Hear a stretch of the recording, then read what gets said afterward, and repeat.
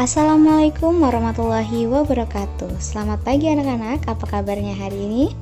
Kali ini kita akan belajar ilmu pengetahuan alam tentang sistem pencernaan hewan dan manusia yang ada di tema 3 subtema 1. Yang pertama kita bahas adalah sistem pencernaan hewan ruminansia. Hewan ruminansia adalah kelompok hewan mamalia yang biasa memamah atau memakan 2 kali dan dikenal dengan hewan memamah biak.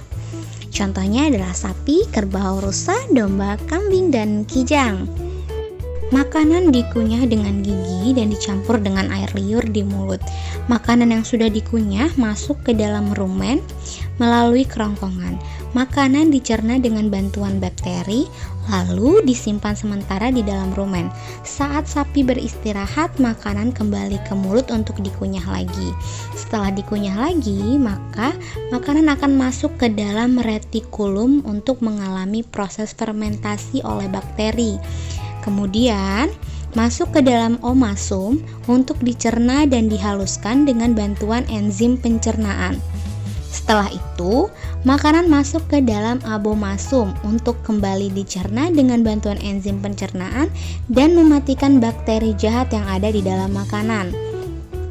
Sari-sari makanan kemudian diserap oleh usus halus dan sisa pencernaannya kemudian akan dibuang melalui anus. Yang kedua kita bahas adalah sistem pencernaan manusia. Organ pencernaan manusia terdiri dari mulut, kerongkongan, lambung, usus halus, usus besar, dan anus. Di dalam rongga mulut terdapat lidah, gigi, dan kelenjar air liur. Makanan dihancurkan di dalam mulut. Cairan ludah terdiri atas air, lendir, dan enzim petialin yang berfungsi mengubah karbohidrat menjadi zat gula. Setelah makanan dikunyah di mulut, masuk ke dalam kerongkongan. Di dalam kerongkongan dilakukan gerak peristaltik, yaitu gerakan meremas-remas dan mendorong makanan masuk ke lambung. Di dalam lambung terjadi proses pemecahan makanan dari zat yang kompleks menjadi molekul-molekul yang lebih sederhana dengan bantuan enzim berupa pepsin, renin, dan asam klorida. Makanan yang telah halus kemudian masuk ke dalam usus halus untuk diserap sari-sarinya.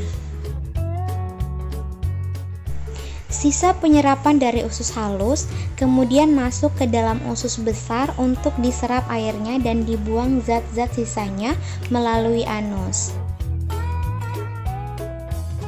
Demikianlah pembelajaran kita tentang sistem pencernaan hewan ruminansia dan manusia.